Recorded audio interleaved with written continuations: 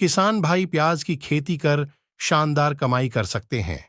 प्याज की खेती कर अच्छा लाभ पाने के लिए किसानों को सही समय, अच्छे मौसम और बढ़िया मिट्टी का विशेष ध्यान रखना होता है। हमारे देश में कई राज्यों में प्याज की खेती की जाती है, लेकिन महाराष्ट्र में इसकी खेती सबसे ज्यादा होती है।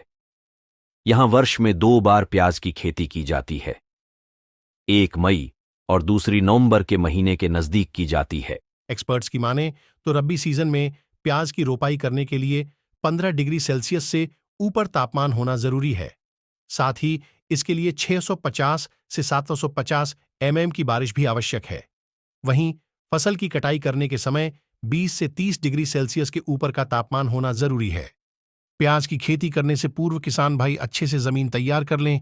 इसकी खेती करने से पहले वह 3 से 4 बार जुताई कर लें व मिट्टी में जैविक तत्वों की मात्रा बढ़ाने के लिए खाद डालें।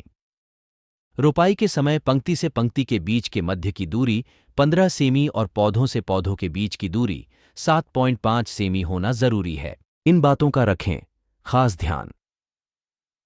यदि आप 1 एकड़ खेत में प्याज की खेती करना चाहते हैं तो आपको 4 से 5 किलो बीजों की आवश्यकता होगी। प्याज रोपाई के बाद 1 से 2 माह के बाद मौसम ठंडा हो जाता है। इसके खिलने के दौरान तापमान में वृद्धि फसल के लिए अनुकूल मानी जाती है।